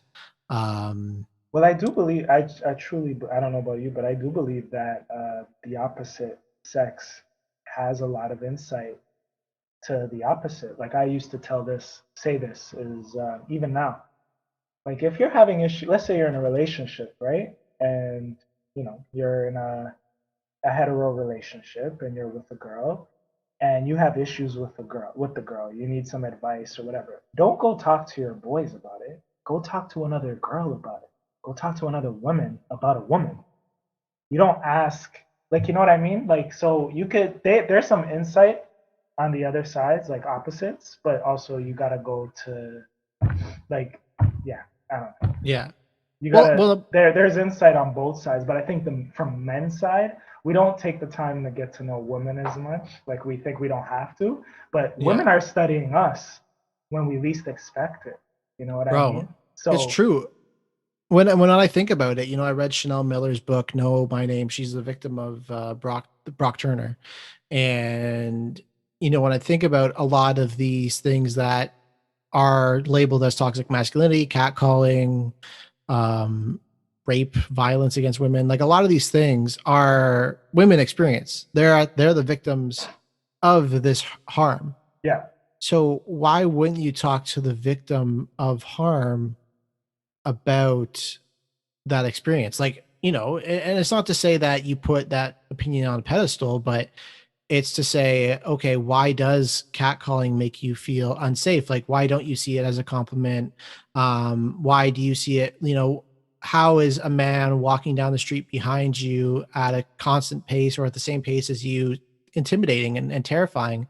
Well, you hear these stories about women getting like captured or like there's just so much buildup to these women's experiences. It's naive to say that their opinions don't matter on a lot of these things because they are the victims in a lot of these cases. And I mean, police talk to the victims of cases to find out who the perpetrator is, don't they? So I mean, victims can tell you a better piece of the story than the committer. Exactly. So I mean, that's how I see it. Exactly. When a woman is in a relationship with a man, who better to go talk to about a man than like go talk to another man? Don't talk about another girl. Like even though women do have experiences, like I hear what you're saying, and then I also feel like men, we also know ourselves. We know things, that we could share that maybe. And one of the problems with society is that we've labeled that kind of conversation with other men when you're in a relationship as emotional intimacy with another person. Yes. When that's really dangerous to do, because I think women need platonic male relationships to be able to go and ask that questions, and men need to not be jealous, and vice versa with women. Yeah. Like it. And when you take away those opportunities to be open about your relationship with someone else, then it can be hard to get the answers that you're kind of alluding to right now. And and what you may want, because then it feels like, oh, you've been told your whole life that is a emotional intimacy with another person. It's basically cheating. Well, not really. If you're using it to build a relationship, there is there is oversharing for sure, and there's blurry lines, but I still think it's important to But I think we get messed that that input. we messed that up because like we don't Yeah, think we messed it up because you can't. It's hard to be in anything with the opposite sex without any attraction. Like it's rare to come across that. You have to not be attracted to the person on both ends, both sides. But I feel like there's always somebody that's attracted. So how can you trust the platonic? You know what I mean? That might I come mean, across as toxic, but I'm just stating what I've seen. You know, like I have girlfriends that I'm close with, and yes, I do find them attractive, but it's also not putting yourself in a position where you do anything. And also, I mean, if you've waited 6 years to make a move, I oh, doubt you're going to make a a guy move. will wait a decade. A guy will Yeah. wait 20 years. A guy So and it is complicated for sure, a man but will wait his turn. We know this. We it's know this. true. Like I do have friends that are platonic friends. I do Because find attractive. women are in control. Women are the ones deciding whether we get to be with them or not. So it's 100%. imbalanced. It's Yeah. there's Yeah. it's all fucked. They do decide. They have a lot more power than they care to admit sometimes, I'd say. exactly. Anyway, Though they're not oppressive. exactly. That's another conversation, another Yeah. episode for sure. But I like this conversation about all of this. I wanted to ask you, going back to your show. So, like, you kind of explained what people can expect from your show, but what about you as a host? Like, how would you, you know, I'd what can say I'm people much. expect? Yeah, I'm more like you. I do pre-calls with all my guests. I don't go into it super blind because it is a vulnerable conversation. I need to make Yeah. sure that they feel safe and comfortable with me Talking asking about them whatever. questions Yeah. and talking about it. So there is a little bit more of a pre-call there. But I ask questions that come from themes that I think are really important, and I put myself in the position of what I care about these questions, so I think other people would care about these questions too. I don't really vet questions from the audience. I mainly lead it as a person who is curious about the topics that I'm curious about, and then go from there.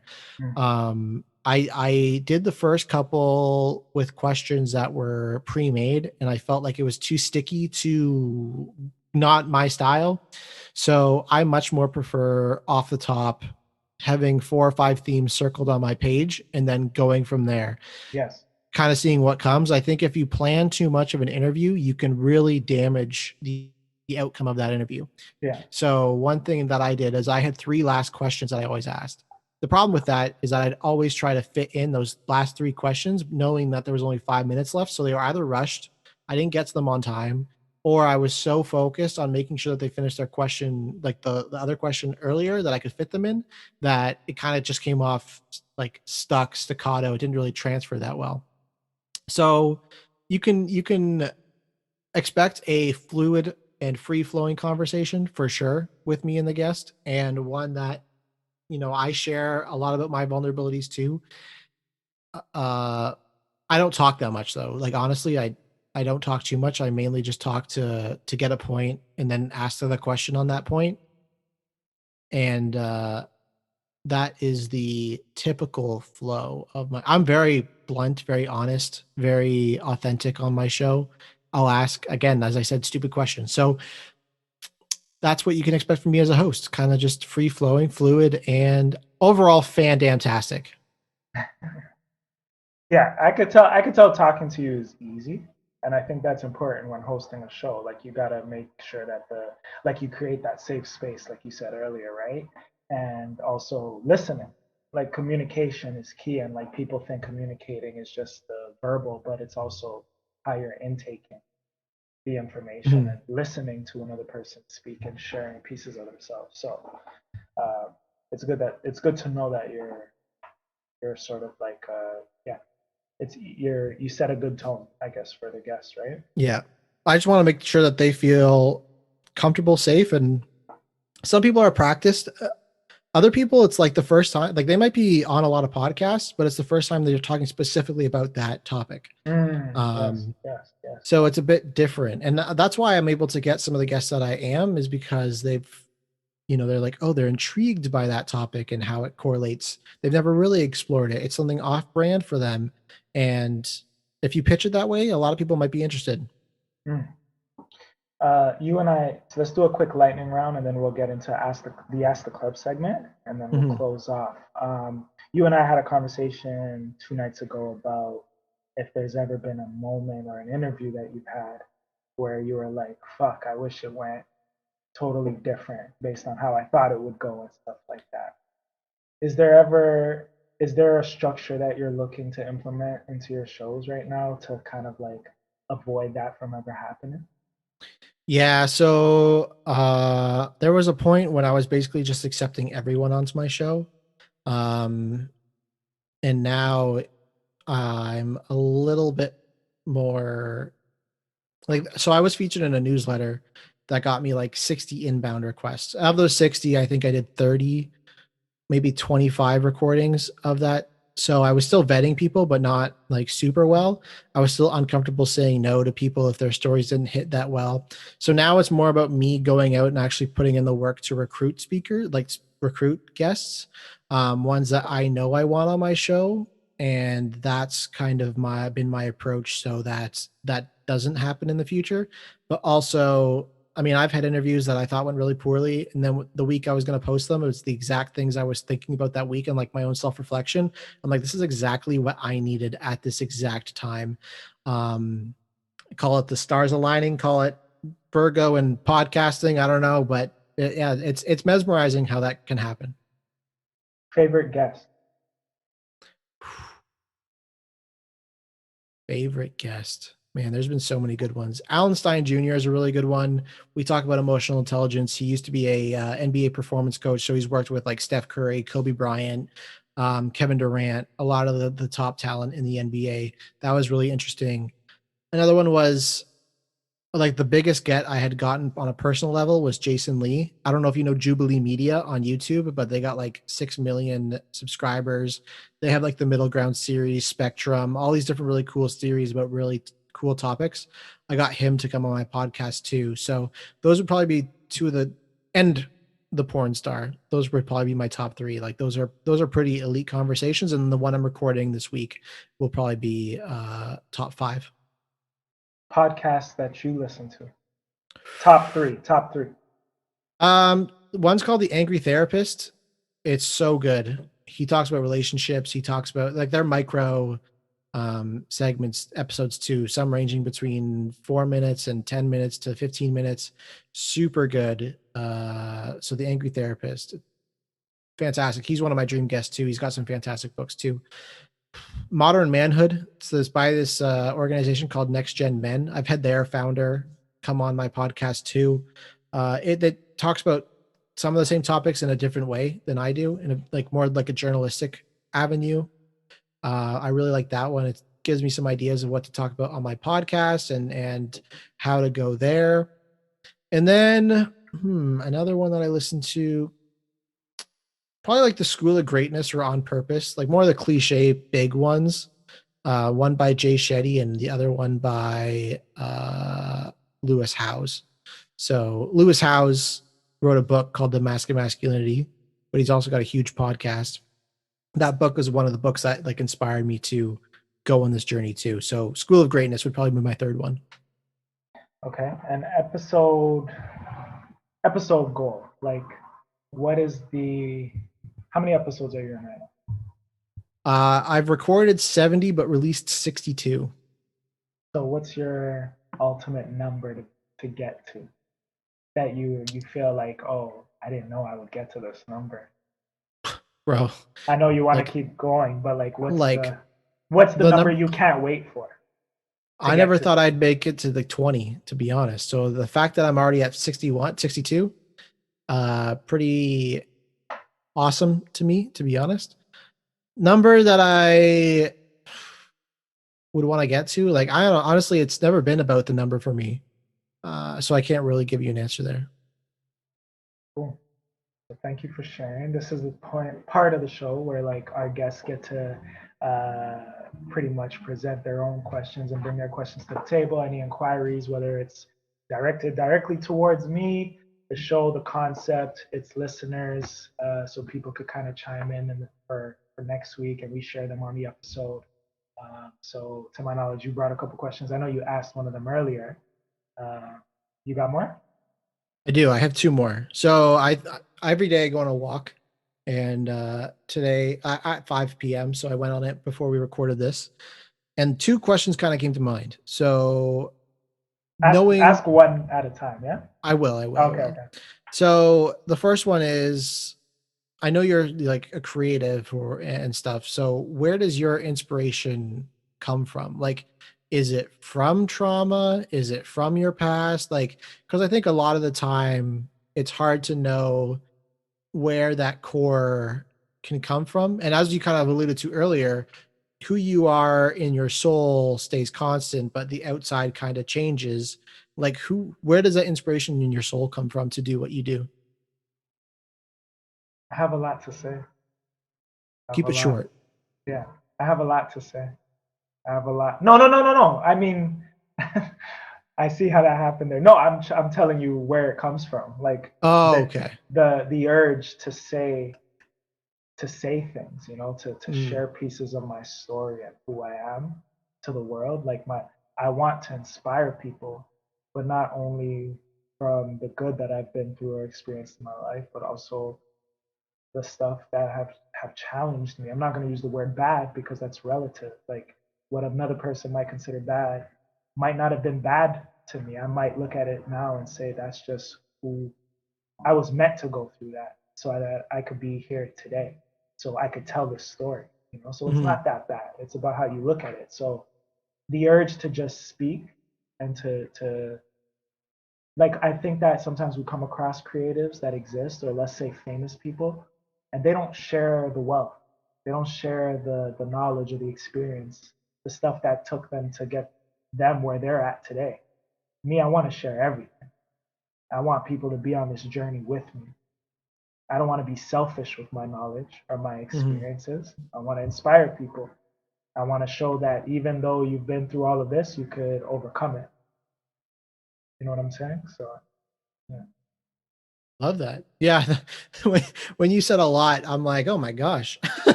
No. But now I get it. No, I think it's true, because for me, I have a lot to say, but I also have a lot to learn, and I want to learn before I say more. So yeah, I love that answer, because I think I'm in the same position where it's like, a lot of people have come to me in school and whatnot. I was pretty good at participation, and people knew that I was a smart guy, and I had a lot to say, and I would say it if it was on my mind. So I relate to that answer. The second question I have is, do you consider yourself a creative or a creator? And because I know you got the music, I know you got the podcast, I know you do a lot of creative stuff, but I'm curious if you think there's a difference between those two things, and which one you would say you are.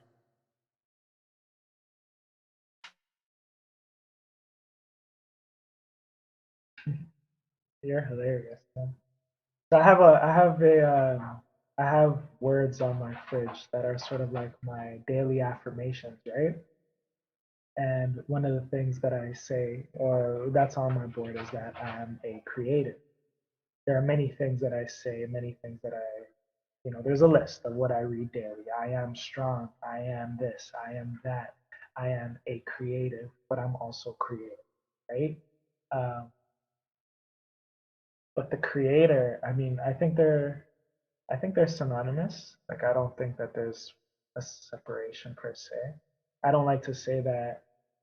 I don't like to limit. I don't think we should limit ourselves to those titles, like an artist, or I'm sorry, not a rapper or podcaster or whatever. You're a creator. You're creating something. You've brought something to life. You've thought of something, and now maybe you wrote it down, and now that thing is in the flesh. You could see it. It's tangible. That makes you a creator.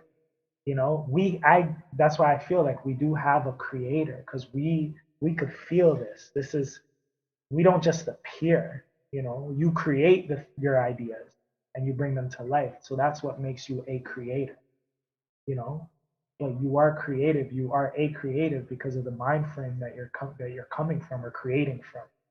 You know, the things that you're pushing out to in the ether, the inspiration that you want to promote. So yeah, I guess both. And to simplify it, I would say both. Yeah. Yeah, because I was thinking about it on my walk, and I'm like, I would think of Kanye, Travis Scott as and like Jay-Z, Dr. Dre as creators, and then I would think of people like maybe Lil Wayne and Kendrick Lamar more as creatives. Like they don't really go outside of one realm of creativity, even though and Dr. Dre was music, art, beats. You know, Jay-Z is a businessman, an entrepreneur of many different things. Kanye's got freaking Adidas music, one of the most inspirational people in all of music. Travis Scott, freaking McDonald's and shit. Now his alcohol drink. So that's how I was thinking of it in a lens. And knowing that you have music and podcasts, and it seems like other things that you love to do, I would feel more like you're a creator, and then I'm more of a creative because I stay in my lane. That's how I was differentiating it in my brain. But don't you find that you're still a creator because you're creative? Like you've created something, of course, right? Yeah. But you're creative in the sense because you're creating. I think of creator more as like an innovative sense. So you don't think Lil Wayne and them are creators? No. Because they're just staying in this pocket? Yeah, because they're more in the pocket. But they're still creating music. Yeah. Music is something to be created. It's really much a semantics. Yeah. It's like a semantics conversation, but it was one I wanted to ask you and see. So it's funny that you have the affirmations. I'm happy I asked it now because it fits very well. 100%. Yeah. And then I guess the last question, now knowing that you have daily affirmations and stuff, do you believe in the power of that stuff and believe in so the affirmations, law of attraction, those things? Yeah, you got to believe in yourself. You got to see the things that you want to be or that you want to feel. Like, if I don't believe it, no one else will view me that way. Not that I care who views me as anything anyway, but I want to just, they're there as reminders, so to speak, you know? Like, yeah, this is who I am. These are the things that I want. This is what I see for myself. This is how I view myself. And this is how it's going to be. You know what I mean? Like, I think our voice, our tongue, it is sharp. And, you know, when we put our ideas out on paper and see our ideas, like, imagine, like, we don't think about that, but like, you think of something and you write it out. Like, that's such a crazy thing to fathom, but we do that. And that's so amazing, but we take that for granted. You know, we turn our ideas into things, you know, like this podcast, I wrote this shit down like a year ago, not just because or a year and change ago, not because I just planned it out why it happened, but it was like, it's something I saw for myself at some point. I wanted to get into radio, you know, but it brought me to this platform. So, and the podcast was on the radio at one point. And then I couldn't take the limits of radio, the limitations of radio. You know, you can't swear, you're on like you're on a clock, you know, like the time's running out, the show can only be this long. I want it to be free. So I do feel Yeah, I'm the same. I don't like restrictions on my work. And actually, fun fact, I wrote down in June of 2019, I think. Yeah. Maybe earlier, that I was going to have 3 podcasts by June 2020, and I had three podcasts by June 2020. So I believe in the power of writing things down too. Yeah. how you speak. People don't think about how they speak of themselves. Oh, like, oh, I'm so stupid. Why did I do like? You have to watch what you say about yourself, because you'll become that. So I do Yeah. believe in the power of your word, your voice, your tongue, writing things down, your brain even. We could think things into existence. I've drawn girlfriends of mine. Like I've drawn them out. Like they don't know. I drew you. You came here Yeah. because that fat ass, I drew it. That curly hair, I drew that. Bruh. so Bruh. you so you kind of could create your life. Like, do you Yeah. believe that you could create your life? I think so. I think you can map it out. I envision um Not in the planning sense. I'm talking about, like, let's say there's a house you want and you draw that house, your vision of your house, and it just the years to come, whether it's 8 months, 6 months, 3 years, you forgot you even drew that house. yeah. But 3 years from the moment you drew it, it's like, wait a fucking minute, this is the same, like Like when the events that took place from the moment you yeah. did it brought you to it. Yeah, like when I think of when I think of specific guests that I want on my show, there's two in specific, Terry Crews and Justin Bieber, two guys that I want to have on my show. This guy's laughing at me. You kill me. What are you talking about? Those are Yo, so random. What do you mean? Terry Crews has actually a full book called Manhood. And I would love to talk to Justin Bieber because he's becoming a little bit more open about his rough time and rough childhood, or not childhood, but like when he was 16 through 20. Those would be fascinating conversations. I can literally imagine how Terry and I would record our episode. I like that. Like I can picture it in my head. Same with Justin Bieber. I can picture it, like the backdrop, the setting, everything in my head. I'm like, this will become true. This will be how it happens. This will be how it takes place. Yes.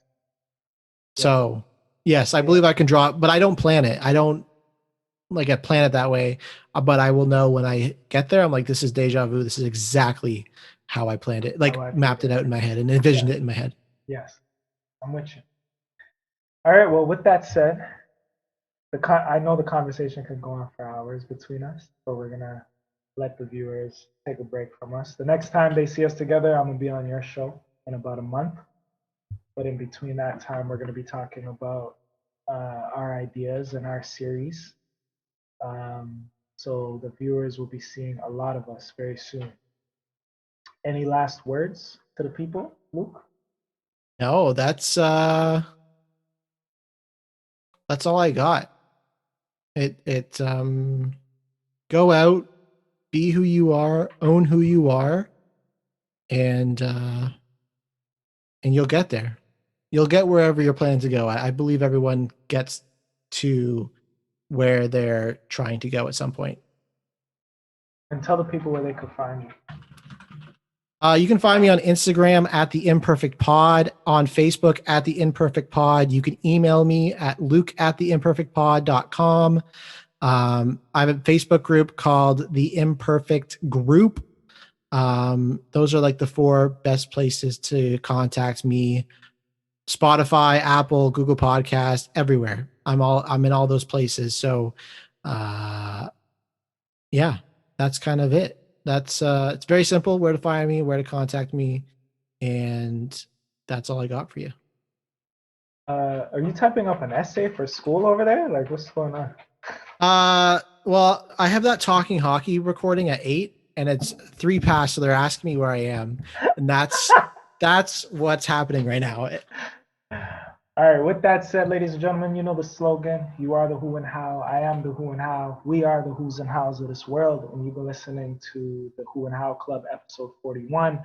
Go check out Luke and the Imperfect Pod on all platforms that you could find a podcast on. And you'll be seeing us very soon. All right? I'll check in with you guys in 1 week. One. Let's go. Thank you for having me.